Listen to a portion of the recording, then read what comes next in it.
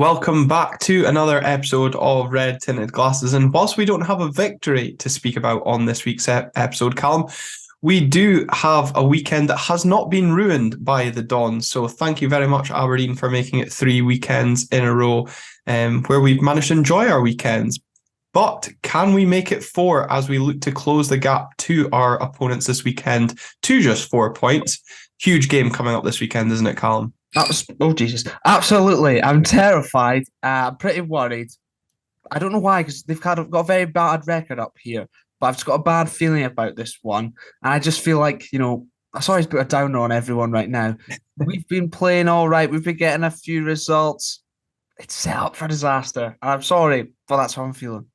Oh, you're not coming away with the fighting talk that many would have hoped, or like Graham Shinnie, of course, who said opponents should be scared of the fighting spirit within our team. And I suppose that's maybe what you're referring to about things that when players start doing their talking off the pitch, it never tends to end well on it. Exactly. I saw that. I didn't even bother clicking on it and reading it because I thought I'll just get even more annoyed. But I saw that and I was like, oh God, why do they do this? Because every time they set themselves up for disaster. And I think that's maybe playing into things.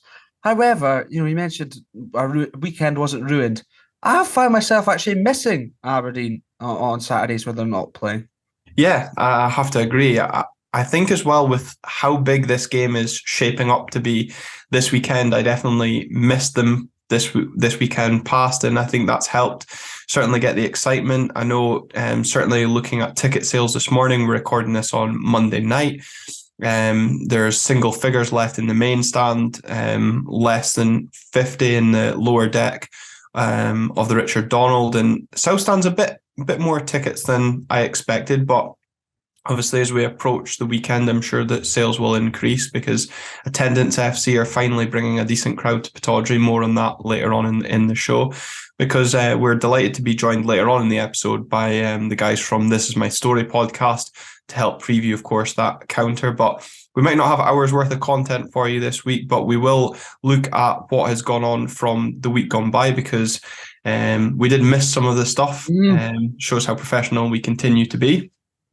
But Callum, we'll start off with Ultras Aberdeen, of course. We mentioned it a few weeks back on the podcast. They were looking to raise around £4,000 for the display for the Gothenburg celebrations coming up in May. That target was successfully smashed over the weekend, helped by in some part, of course, to the fan base, but Dave Cormack and Alan Burrows generously digging deep into their pockets. I think great to see board members. Lynn Fisk, I noticed the SLO, she donated as well. So great to see members of the club and the board getting behind this. What I'm sure will be a fantastic display to remember. I think, well, your dad was there, but an event that we can only dream of ever having to witness. I know. But it is fantastic. They've absolutely walloped the donations, and obviously, big ones from Dave in particular. But massive credit to everyone, all the fans as well, who've dug deep into their pockets in what is very difficult times at this moment, and absolutely smashed the target. So it'll be very interesting to see what they manage to organise. I'm pretty excited for it, and hopefully Dave will have recovered and we'll be back to see it. Yeah, I know that's certainly his plan, and we donated the income from February's views from our YouTube channel to that display fund. So, thank you to, of course, all of you that tune in over on YouTube. That has helped support not only ourselves, but we've then, as we've been doing this season, taking funds and donating it to local charities. So that's where the February view money has gone. So thank you very much for your help with that. Ryan Duncan, we failed to mention this on last week's show. Again, as I said, as professional as ever, he signed a 3-year deal that keeps him at the club until the summer of 2026. Great to see another young talent tied down and committed to the club. Excited to see what he can bring over the next few years. Yeah, absolutely. Very highly thought of, still very, very young and tied up for a long time now. So hopefully that'll, reassure him, I suppose, about his future secure and the club believe in him and things like that, and he can get his head down, focus on the football, and start to see first of all, more involvement. I suppose more recently he has been getting a bit more game time. If he can keep building on that, add some consistency to his game, maybe some more end product, fantastic bit of business to be honest, and just good to see he's tied down for a long time. We won't be losing him anytime soon. Hopefully. Well, and if we do, though, I suppose it won't be for cheap, at least. And it's good to see, young players, especially now that he's got a first couple of starts back to back anyway under his belt. Hopefully, he can grow into a regular first team starter between now and the end of the season, and then obviously he gets a chance during pre-season, potentially under new management to impress as well. But whilst one midfielder committed his future to the club, another one headed out on loan. Hopefully we don't get accused of plagiarising this part, but Dante Bovara headed off to South Carolina on loan, joining Charleston Battery of the USL Championship, making his debut at the weekend. Things, I guess, have never really worked out for Dante this season. Injury, kind of thrown into the team in that opening day defeat at Celtic. But does he have a future at the club with this loan move now putting him back stateside? You're starting to think probably not, really, aren't you, for poor Mr. Polvara? It's good to see him going and playing football. I believe that's the division that Cammy Smith was in, if I remember correctly, and we interviewed him and he said it's sort of similar levels to the Scottish Championship. So that's a good thing, at least. Fantastic image and tweeted by Charleston Battery when he was announced holding a cannon. It was absolutely beautiful, but it is a bit of a weird one. It's always been a bit of a weird one. There was high hopes, rumours he turned down Bundesliga teams and things like that to come over here. He's barely kicked a ball, so at least he's going to play football somewhere. Whether he'll end up back at us, I have my reservations. So shall we say? Yeah, I remember seeing that when Cormac tweeted out that we'd beaten off the likes of Borussia Dortmund to sign him, and yeah, it's never worked out for one reason or another for Dante. But of course, he is only there until the summer. Their season just started this weekend, so I'm not sure what we're defining as summer. If that's him coming back for pre-season, or we're giving him, he can play there until we see fit, or probably stays there permanently. But yeah, I know the picture you're referring to of him holding the cannon, and I also liked where he said, he was really impressed by the stadium, but the stadium maybe leaves a lot to be desired for what we're certainly used to. But the league's got some interesting team names. They were playing against the Phoenix Rising at the weekend, and they've got the Toros in there, I think also a part of the Western Conference. So there's certainly going to be some excitement for him, and at least he's getting minutes under the belt. I think so. I think that's the level Stephen Glass is now managing at as well. So plenty links. I noticed he also didn't win his first game in charge there. Saw that today. Other news that occurred this week was our upcoming away trip to Ross County has been moved from Saturday 3 p.m. to a Friday night for the Sky Sports cameras. Sky Sports opting to pick our enticing trip to Dingwall over an Edinburgh derby. I mean, the Edinburgh derbies really don't live up to much when they're televised anyway, but with no new manager yet announced, as we said at time of recording on Monday night, is this Sky maybe jumping the gun, hoping that with the international break coming up in a few weeks in between, they could be seeing our new manager in front of the cameras? I think so, and they're probably hoping for a massive letdown on our part as well, which is typical. A bit upset, to be honest, the fact it's been moved. Mallard Day kind of ruined. However, good news, absence request was validated today, so I'll be there. So I'm looking forward to that, but they're probably, I think Sky are praying for our downfall on that. If not, well, we got to see Aberdeen's new manager, la-di-da-di-da. We know what they really want, don't we?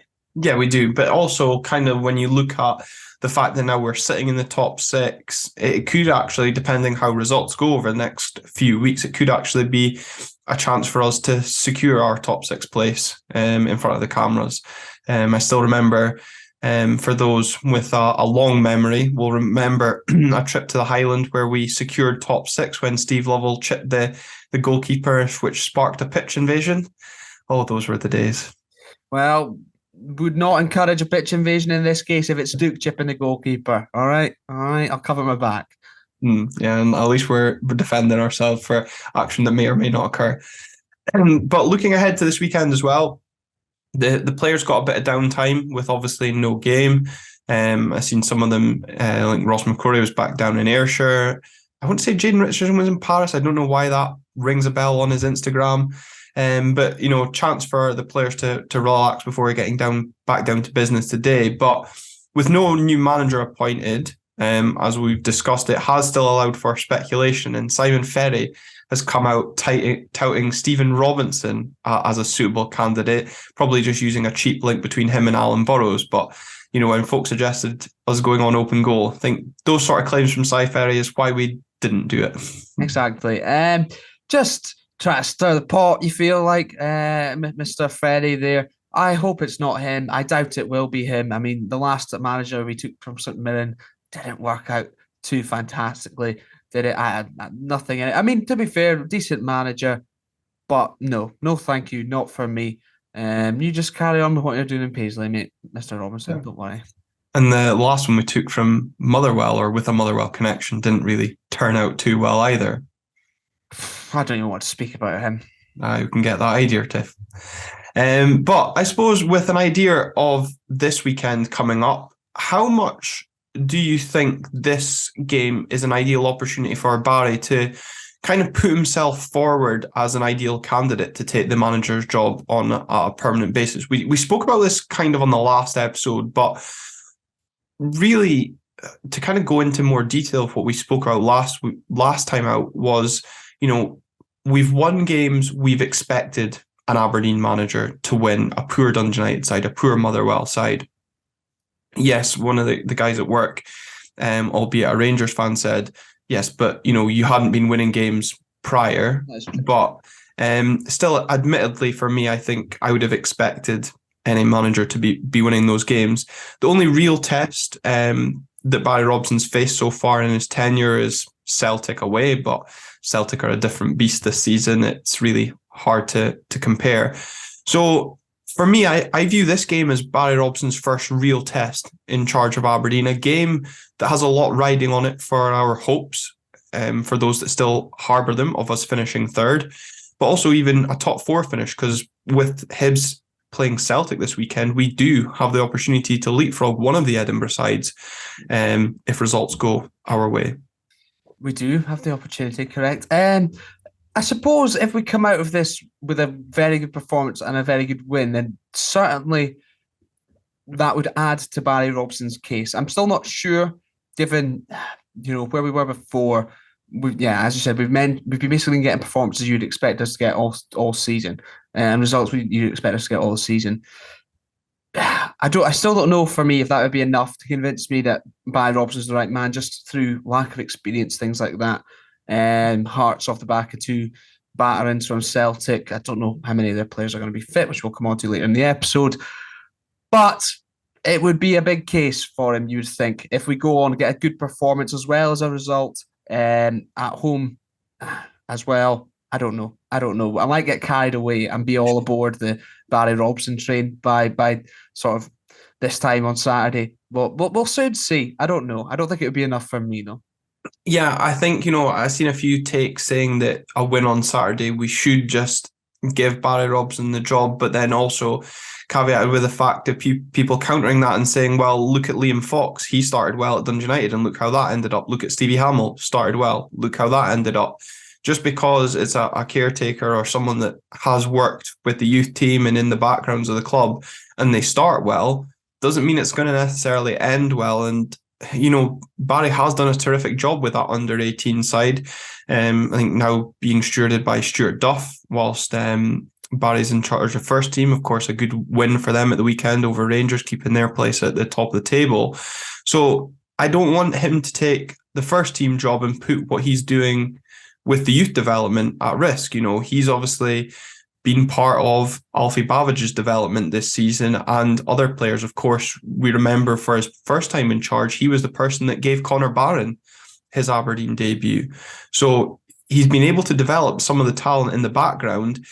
If we were to give him the permanent job and it wasn't to go right, are you going to sack him and then say, that's fine, you can go back to looking after the young team? I have my doubts, especially if it turns sour, which I would hope it never would with Barry, but it's obviously very possible. With those managers mentioned, you would probably say that, well, the evidence suggests that appointing a caretaker manager who's very inexperienced at this level is a bad idea. Yeah. That being said, with the way things are going, still happy for him to basically have the reins for as long as we need to get the right man in charge. Yeah, absolutely. I think, as long as the results are going in the right direction, in terms of our home form, we've only lost one in our last 5 at home. So he's stabilized that home form. And again, that one defeat in that 5 was, of course, the controversial game against St Mirren, which had the red card with Ross McCrory. So, playing 83 minutes against 10 men isn't exactly going to be helpful in that situation. Although, we get the game back to 1-1. But I think overall he's certainly done his case, no harm. And you're right. I'm sure by this point on Saturday, if we're speaking about 3 points, we'll both be on that hype train, shouting for him to be a manager. But I think, in the long run, is it worth that gamble? Is it a cheap option? Yes. But can we afford that in terms, again, if things go wrong? Missing out on Europe or failing in terms of if we do qualify for Europe this season, but not failing to get to group stages, for example, again, depending where we finish. No, we can't afford to miss out on that. However, you never know. After that result, Barry might find himself as the outstanding candidate. Yeah, absolutely. He might do indeed. But of course, it is a big game at Tawdry this weekend, and we're delighted to be joined by Liam from This Is My Story podcast. Liam, welcome along to the show. How's it going? I'm all good, boys. Yeah, good. It's good given that I know it's been a tough few days as Hearts fans, coming up against that unstoppable force that is Celtic, and maybe angering them at Parkhead, and then Scottish Cup hopes, as Robert Borthwick said, form may go out the window, but I think somebody forgot to open that window. They are a good team, to be fair. I wish we could sit and have bravado and kid on, etc., or blame injuries or referees, but the undeniable fact is they're a really good team. Yeah. You need a lot of things to go well for you, and I was half expecting us to do the Aberdeen, and I would have been happy with that. 90 minutes, no shots on targets, 9% possession, and just try get it to extra time or penalties or something. And we conceded after a minute and 45 seconds or something. That was the Aberdeen way normally. But of course, we've got you on the podcast to speak about the game coming up this weekend as Hearts take a sellout crowd to Pittodrie. Nice of Attendance FC to come up in force. I know you guys enjoy that one. We'll come on to the game itself in a little bit, but how have things been for Hearts since, of course, thumping us 5-0 at Tynecastle? It's been a bit of a dip. Is maybe fair to say, 2 wins out of 6, 1 draw, 3 defeats. Are things stuttering slightly for Hearts? It's been up or down. That's the story of our season. We seem to get a bit of momentum. Then we have, I know it's the age-old thing with every football fan up and down the country will say it, but injuries have kind of rocked us all season long. Saturday, no Snodgrass, Shankland or Humphreys. You're going to your biggest game of the season. It's tough. Craig Gordon's out, Liam Boyce is out, Craig Halkett's out, Benny Banglamy's out, Peter Haring's out.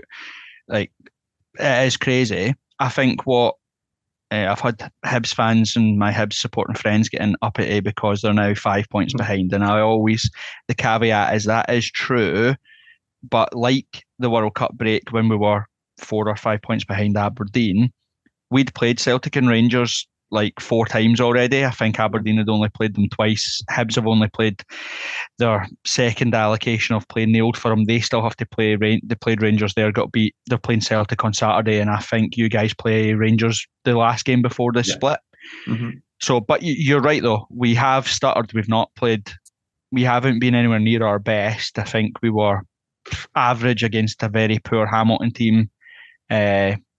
Did the business at home against Dundee United and St Johnstone, and Rangers and Celtic are different games, and we were absolutely terrible against Motherwell. Got exactly what we deserved against Motherwell. So, stuttering. We've not been fluid. No chance. Yeah, and Calum, I suppose that's what maybe adds to my excitement for the game is that Hearts are slightly stuttering going into this. I listened to the Terrace podcast and Joel Sked and Craig Fowler were kind of disagreeing maybe with some of the Hearts takes from that St Johnstone game, whilst the scoreline maybe flattered Hearts in a sense, and that they haven't really. I can see, for those that are maybe listening, Liam's nodding in agreement to that assessment there. But it's one of those things really that this game is set up nicely from an Aberdeen point of view. A little bit, but as I mentioned sort of at the top of the show, I'm worried because although it's set up nicely, it's Aberdeen Football Club we're talking about here. Things have been going a little bit better under Barry Robson. Hearts stuttering. They've traditionally got not the best record at Pittodrie. But we all know we of all teams are capable of just fucking it up and having an absolute disaster. I mean, Hearts, I've had my piece on them over the past couple of seasons. Even last season, saying at one point we had a better squad than them, which stupid, admittedly. But I am worried now about Hearts. They're a good side, obviously struggling with injury, and I just have a bad feeling about them coming up here. I don't know why, given all recent history, sort of pointing that it should be the other way. And also one of our best mates supports Hearts, and it'd just be typical that we are sort of okay now, back to maybe get heading in the right direction, and then we'd stutter. But stuttering is what Hearts are doing just now, Liam.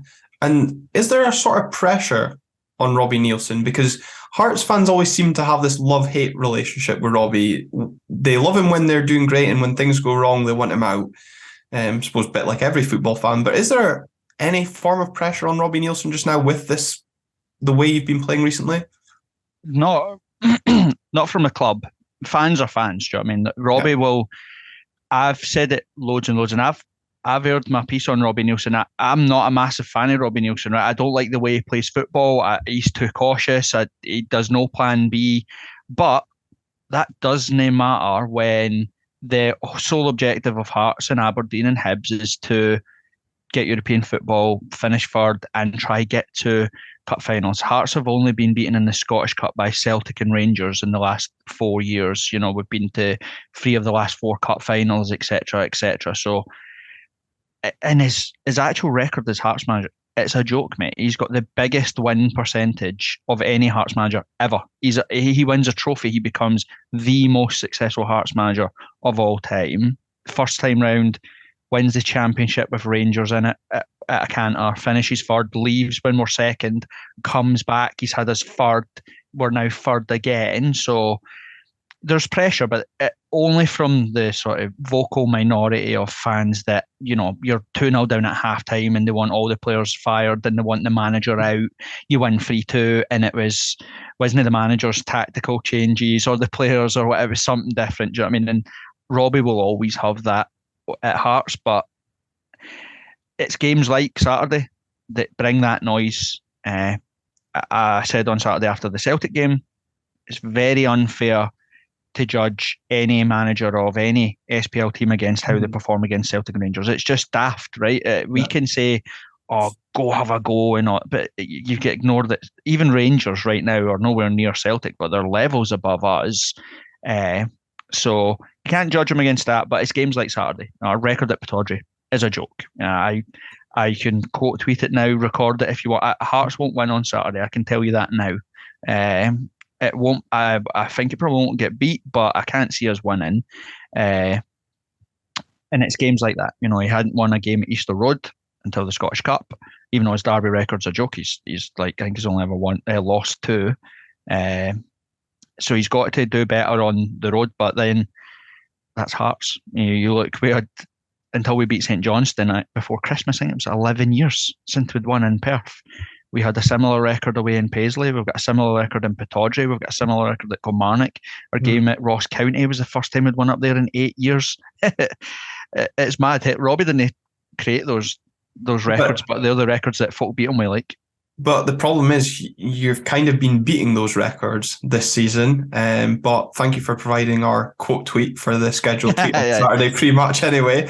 But a few things to pick up from what you've been saying there. We'll start with the record at Pittodrie. And you're right, I didn't actually realise it was this bad until looking at it for the show. It's 6 straight defeats at Pittodrie, losing 7 of your last 9. The last win up here came in 2016, and 2 of those out of the 9 was 2 0-0 draws. So 7 defeats, 2 0-0 draws. You know, you've only actually scored 4 in your last 9 visits, and 2 of them came in the opening day defeat back in the 1920 season when we won in the last minute with Ryan Hedges. So it's not even just winning up here, it's actually scoring up here that's a bit of a problem. But Calum, again, for me, I'm surprised maybe for you as well, being the optimist of the show, surely that gives you a bit of confidence. But hearing Liam speak about Robbie Neilson, it really echoes a previous manager of ours who kind of reached a glass ceiling with us and almost became the victim of his own success by not being able to further that. A little bit.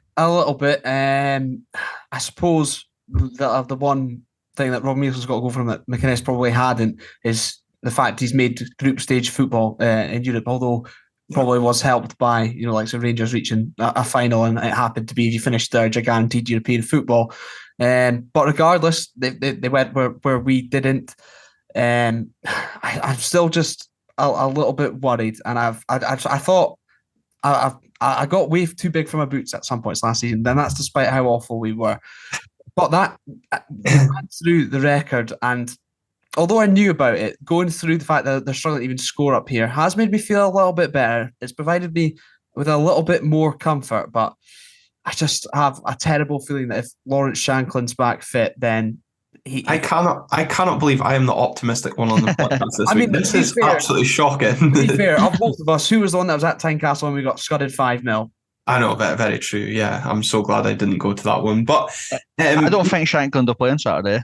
Well, we were going to come on to that. But, you know, speaking of our home form, which we did before Liam joined us, Calum, you know, one defeat in our last 5 at home. Looking at Hearts away form, I based this on the league, and it's just 1 win in 5 away from home, and that win was that win in Perth back in December. So over 2 months without a victory on the road in the league. Of course, you did have that successes at Easter Road and at Hamilton in the Scottish Cup.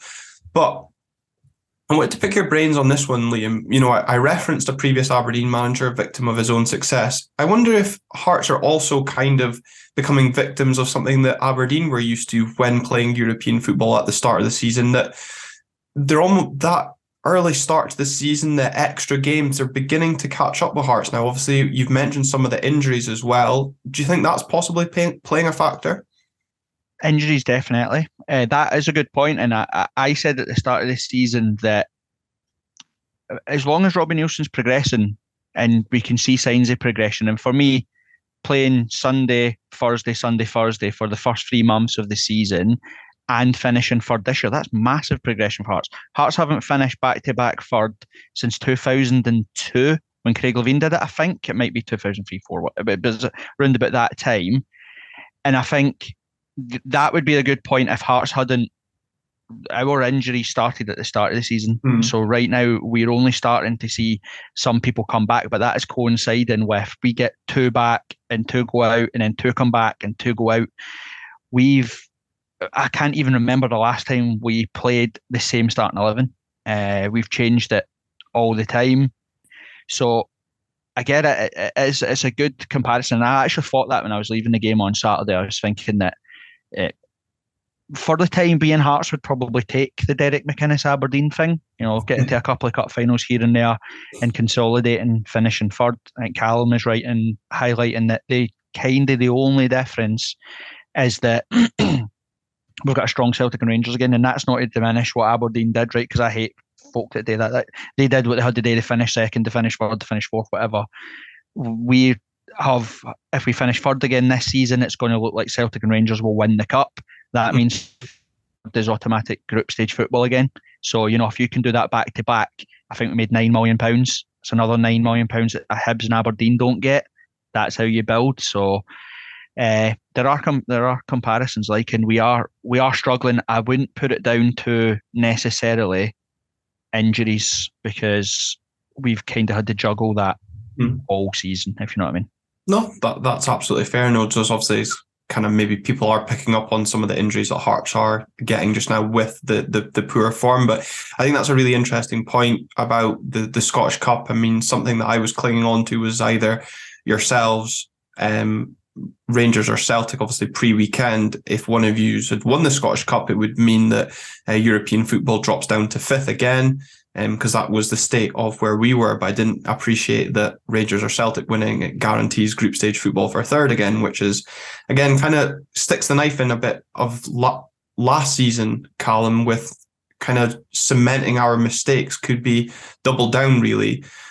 And shows again the added importance of this weekend's game, because with Hearts' poor away form, Hearts have actually only won as many times away in the league as we have, and our away form is lambasted by our own support. So again, with the opportunity to go just 4 points behind them, we can close that gap to 3rd and build a bit of pressure, build a bit of momentum. Yeah. I'll try not once again to get too ahead of myself, but it is. Come on, man! I'm building it for you. I know. Stuck into me. Come on. I know, but the problem is, though, if I get ahead of myself, then I'll just be disappointed when it inevitably collapses. Right? That's football, though, isn't it? I have to know that now. After last season, where I was constantly going, we're only a few points off top 6. If we can steep it to top 6, anything's possible. I know. To be fair, you did tip us to win the treble last season. So. I did. I was after we beat BK Hacken. Come on, guys. Anything could have happened there. If we do win on Saturday, then we are in a good spot, and there's no doubt I will get carried away, especially if. Well, you'd expect Hibs to drop points and probably lose very badly at the weekend, to be honest. And if we win them a chance to go, we'd go above them, and then we're closing the gap on Hearts. And I suppose, mention all the financial benefits of Hearts finishing 3rd last season. If we go and do it again and get group stage football, and that once again emphasises what we've just talked about in terms of the next manager being absolutely correct, and probably is another reason not to just jump into bed with Barry Robson, even if he does get a good result this weekend. Yeah. And see, from an outsider looking in, I think Aberdeen have played it right this time. We spoke on Twitter. Goodwin should have not even got on the bus after Darvel. He should have just been gone. That was an embarrassment for you guys and Scottish football, to be honest. And again, it just highlights all the things that we hate about the game, the boys club and the mentality, the sports scene gang, etc., all sticking up for each other. But it is imperative that Aberdeen do the right thing, and I think you did what Hearts did. Joe Savage has made a massive, massive difference to Hearts, and I know that maybe fans that aren't Hearts fans maybe don't see that or know that, but he came in, got rid of all the scouts, all the scouting network, got rid of all the academy heads of coaches, etc., got rid of all of it, changed the recruitment policy, the way we do recruitment, and then worked with Robbie to be like, this is what I expect. I sat down with Joe Savage at the end of last season after we got beaten in the Scottish Cup final, and he said the first thing they did on this Sunday after losing to Rangers was sit Robbie down to say, what was that all about? Like, we're here, we want to win trophies. Do you know what I mean? That was not acceptable type thing. And that's, football fans love to hear that stuff. So the fact that you brought Alan Burrows in, I know that he's not a football director, but the fact that you've acknowledged, wait a minute, we need to do some stuff behind the scenes because Glass didn't work, Goodwin didn't work. You can't afford the next guy not to work. And I would be, even if you do win on Saturday, I think you're right to say that Robson didn't just give him the job because he's had 3 good results on this spin. Like, do it proper, if you know what I mean. Yeah, no, absolutely. And I think we do need to err on the side of caution. And I do agree with Burrows in there. And, we are looking forward to speaking to Alan Burrows on the podcast as well as part of his, initiative to engage with more people like ourselves in terms of the podcasting game, but also supporters clubs as well. So it's really encouraging that he wants to engage from that side of things. And I think you're right. It is good to see the club taking their time. And, I think we kind of spoke about in terms of the statement, in terms of what was on Barry Robson, achieving that top 6 first and foremost. We've got ourselves into that top 6 now. Now we can look to go and put pressure on the teams above us, because nobody expected us a few weeks back to be even getting close to Hearts. And the fact that we have that opportunity to do so, because again, if you look at the games coming up this weekend, as we've said, with Hibs playing Celtic, an opportunity for them likely to drop points.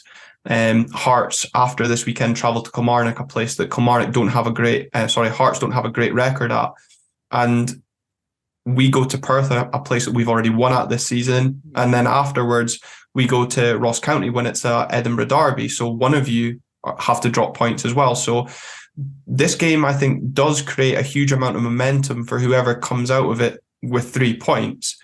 But is there a nervousness around that Hearts support that you could lose third place? I mean, Joel Sked on View from the Terrace was adamant that wouldn't happen.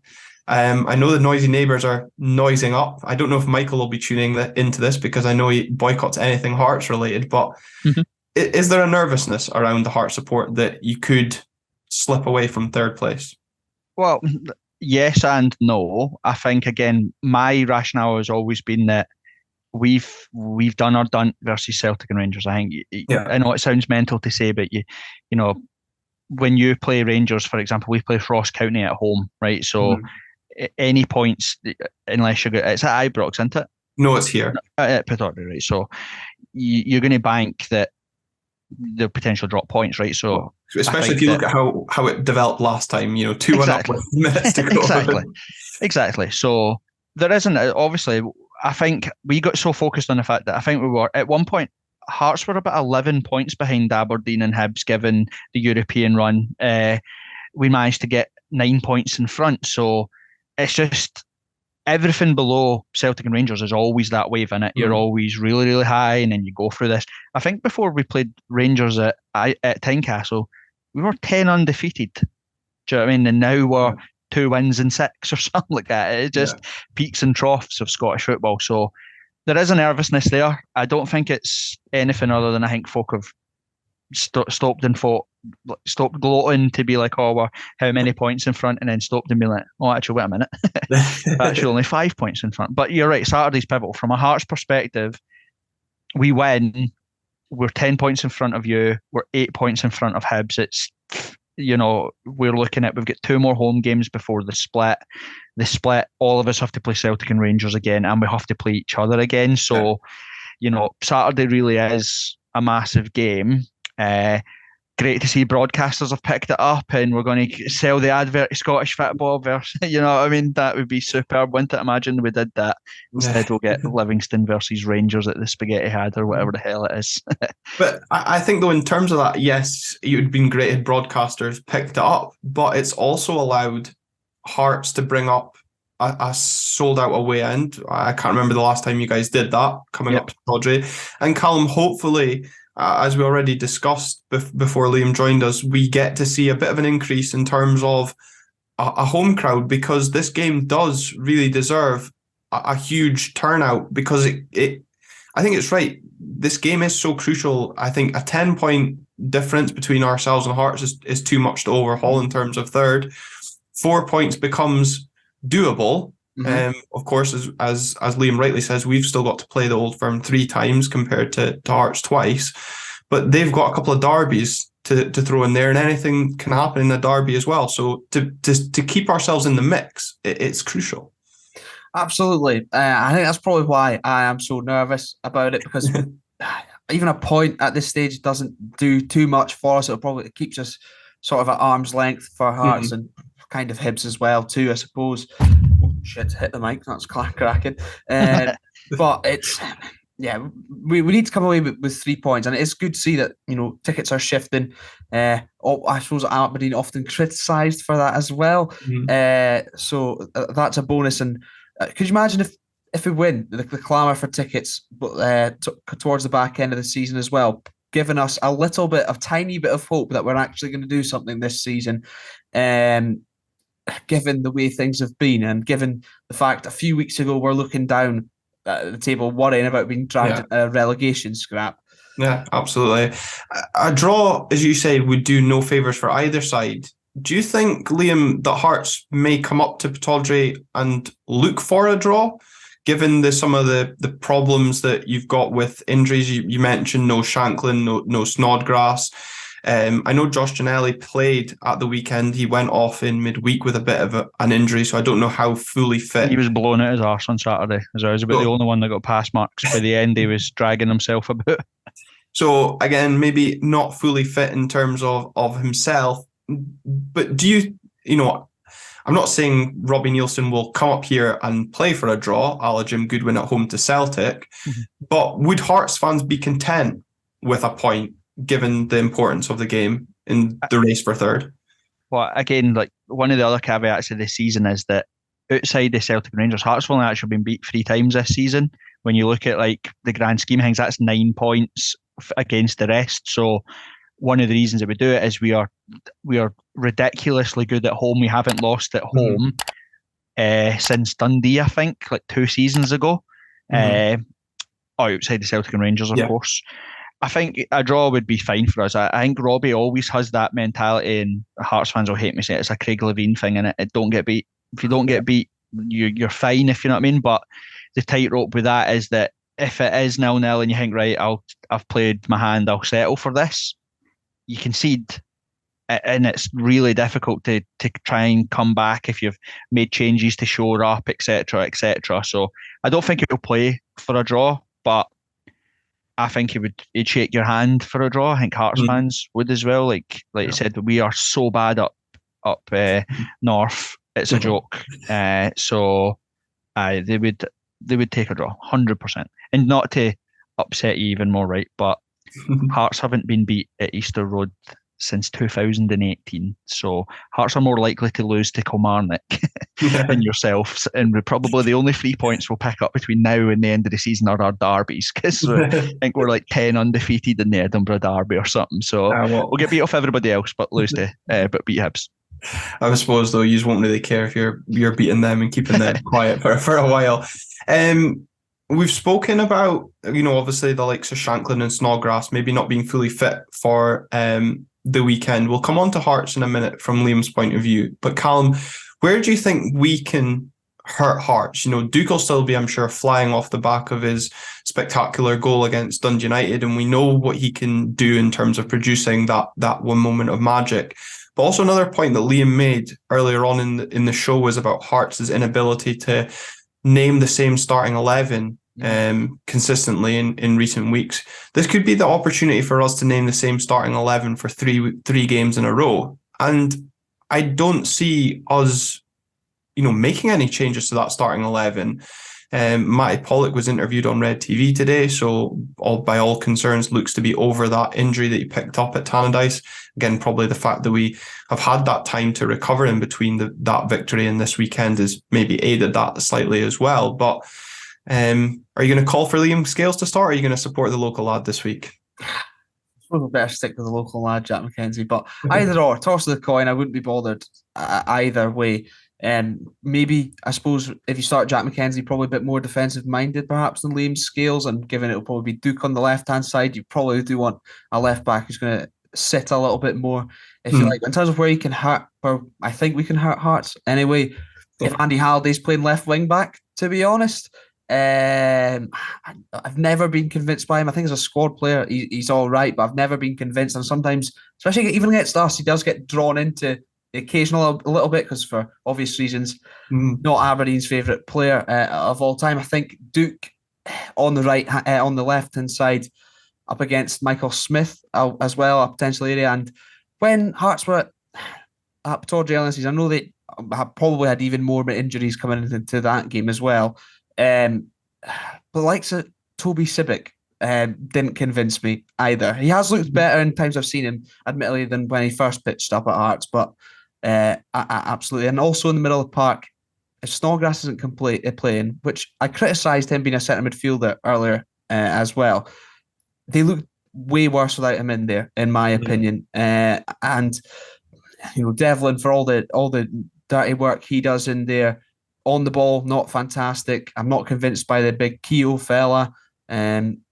So, you'd maybe fancy likes of Ramadani and Shinnie in there. And if you can get Leighton Clarkson on the ball, whilst they're missing Snodgrass in the middle of the park, we've got that creative edge, probably. Yeah, and I think as well, we've also got a bit of a point to prove. Well, I'm hoping some of the players have a point to prove after last time we played Hearts, of course, where a lot of players, criticised for downing tools, but I like how you pick out Duke versus Michael Smith, given the last time those two faced each other, Michael Smith had about the freedom of Tynecastle to run in behind. But again, like I said, I think that is an interesting point. Duke often does not do the defensive work as well as the other winger that we'll play. And I think that midfield battle, as we always say on this podcast, is so crucial going into this weekend. And I do think Hearts minus Lawrence Shankland this weekend will be a boost for our defence if he doesn't play, because we didn't exactly cover ourselves in glory in that opening 45 against Stephen Fletcher, a big aerial presence, who was winning everything. And that's an aging Stephen Fletcher against on form Lawrence Shankland, although I do hope Lawrence is fit for the Scotland doubleheader coming up following week. So hopefully Robbie's doing us a favour and resting him for those games instead. Although, maybe, of course, with this squad being announced on Tuesday when this episode comes out, is an opportunity for Lawrence to maybe stake a claim to be involved from the start against Cyprus if he is fit. But Liam, what's your assessment of what Calum has said in terms of where Aberdeen can hurt yourselves? And I suppose, what should we as Aberdeen fans be concerned that Hearts can threaten? Because, as many opposition fans coming on here have said before, our defence is a point of vulnerability, but we've been getting clean sheets in recent weeks. Well, Hearts are very much like, I remember watching Derek McInnes's Aberdeen. I think we played on Sky and you were 3-0 up at half-time at Tynecastle. But I remember watching that Aberdeen side, and you do that, hang it off football fans. He wouldn't get a game for me, and I didn't like him, and I didn't think he's a good player, and now McGinn's rubbish, and Graham Shinney's crap, etc. And then they boss the game and they run it. So Hearts are a bit like that right now. My Hibs friends will tell me that Devlin's no good enough, etc., etc. And then he'll dominate the midfield, and Shanklin will score goals, and Toby Sibbick will get a clean sheet and make unbelievable tackles. I think Hearts are a good team, who have a very good squad, and I'm not saying that Calum never said that. But I think sometimes people are a bit surprised. They come up against us and go, "Oh, I didn't think they were this good." And it's like, well, we've for a reason right now. We are pretty solid as a team without being absolutely scintillating, if you know what I mean. To stop Hearts, Calum's right. See, you put a man on Robert Snodgrass, you'll stop Hearts playing. Let the centre backs have the ball and stop Snodgrass, and there is no out ball. We'll go long, or we'll play ourselves into trouble like you've seen against Celtic on Saturday. They'll probably look to exploit Ginelli. Gino's been playing up front. Shanklin's actually been playing the 10, sometimes even as deep as an 8. And using Gino to sort of use his pace. He's rapid, quick, so they'll look to play on the counter, is how I would say. I'd be surprised if Shankland and Snodgrass don't play, but the more likely that Shankland is the 50-50 one. I think Snodgrass 100% will. The Mikey Smith one's a strange one because he's such a good player, but you can see that he's starting to age. We're so good on the left-hand side with Cochrane and Barry Mackay and all those type of players down that side. We look pretty strong, but on the right, we're not as fluid. Andy Halliday's covered in there. James Hill from Bournemouth is dropped in there. Nathaniel Atkinson, the guy that played at Australia, he's okay going forward, but defensively, he's not good enough. So there's loads of opportunities for Aberdeen to exploit if they do it. My worry would be if you sit back, which I don't think you will at home. If you let Hearts have the ball, Hearts will kill you. That's just the way. We can't handle a press, but if you give Snodgrass the time on the ball, Devlin's energetic. He does all the running for Snodgrass, wins on the ball, and Snodgrass will pick passes all day. Shanklin's movement's brilliant. Gino's movement's brilliant. So that's where Hearts will probably look to exploit when it comes to that. Barry Mackay is the one for Hearts. For me, as I said on Twitter on Saturday, that you're almost held to ransom by Barry Mackay because you keep him on for 90 minutes and he could do one bit of magic and you win the game. But if he doesn't do that one bit of magic, he's been absolute dog shit for 90 minutes. Do you know what I mean? It's so difficult. Like, you look at it on Saturday with Celtic, we could have took him off after 15 minutes. He was that useless in that game. But when he gets motoring and he gets time, he's a brilliant football player. So It'll be interesting to see if we stick with Barry Mackay after his performance on Saturday. Yeah, Barry Mackay, of course, another Hearts player that was widely tipped for a Scotland call-up at the beginning of the season, and certainly the back end of last season, and he's kind of fallen out of that His sort of thing. His saving grace is we change shape and we play him in a random. We play 3-4-3, and it just doesn't suit us anymore. He was playing last year. We played 4-2-3-1 or whatever variation you want to be, 4-3-2-1, 4-2-3-1, whatever it was, and he kind of played the 10. And he show up in pockets, those difficult spaces to mark, and was unplayable. And this season he's been asked to do the sort of wing back cover. You're asking him to focus on who's behind him, etc. It's just not his game. He's just not interested. Do you know what I mean? It's like Duke at Tynecastle. He's on the park because you want him to go forward. If you're asking him to run behind and cover, he's not going to do it. Do you know what I mean? Yeah, I suppose another player that's maybe kind of gone under the radar a bit, for some, and certainly not, I'm sure for Hearts fans, is of course Zander Clark in between the sticks. In the absence of Craig Gordon's been more than an able deputy. Still frustrating that we never managed to get him, and although I'm not saying that Kelleros hasn't done a good job, but I think just another good bit of business that Hearts did in terms of getting Zander Clark in. So, a player of real quality that we've got to beat. But Callum, it is going to be one of those games that's probably going to be kind of fine margins, mistakes could cost either side. Hopefully we're speaking about a bit of quality and not some controversial VAR decision or lambasting a mistake, certainly from an Aberdeen point of view. Yeah, let's hope not. That'd be an absolute disaster. I do expect it to be a very tight affair. I said prior to us getting pumped 5-0 that we could blow Hearts away if we played like, I can't remember what game it was going into it. The semi-final. If we played the way we did in the semi-final, sort of for the first 70 minutes, then we could have blown Hearts away. We then went and lost 5-0. So I'm not going to get too ahead of myself, but it will be cagey. I am fancying ourselves a little bit more, having aired all of this out and having heard Hearts away form.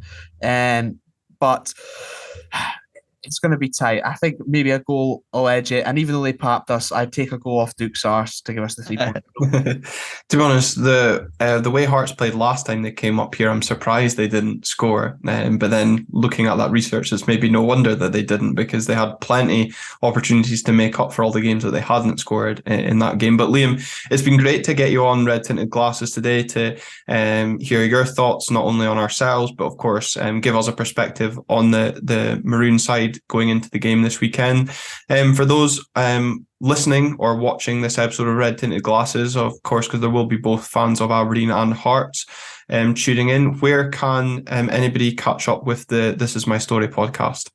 We're on YouTube, This Is My Story podcast, or we're on Twitter at This My Story podcast as well. Thanks for having us, boys. It's been good. Yeah, pleasure, Liam. All the best for the rest of the season, and hopefully we put you to third. Here's hope. Thank you very much again to Liam from This Is My Story podcast for joining us on the show this evening. We've rounded up the latest action and previous week as well, because as we said, professional as ever. But a great insight, Calum, into this weekend's game. Feeling optimistic yet, or slowly going to build throughout the week? A little bit better, but I'm still just nervous given how much I fucked up last time. Essentially, that's how I'm feeling. And hopefully, if I go in expecting the worst, then I'll be even more overjoyed if we get anything, and if not, I'll be able to come on and say I told you so to you. So that's at least that. Every cloud on that. Oh, well, I'm looking forward to you getting to tell me so on Monday. Of course, after this weekend, we do have the international break coming up, as we mentioned, but we will be back next week. Looking back at the events from Pittodrie, whether that be via live or a pre-recorded episode, remains to be seen really on the result, I guess. So we'll leave that one with you. But if you have been listening, if we do a live episode, that will be over on our Red Tinted Glasses YouTube channel. So if you are watching or heading there for the first time, remember to leave a like, hit that subscribe button, and comment down below on the video as well with your thoughts. We always enjoy interacting with you guys over on YouTube.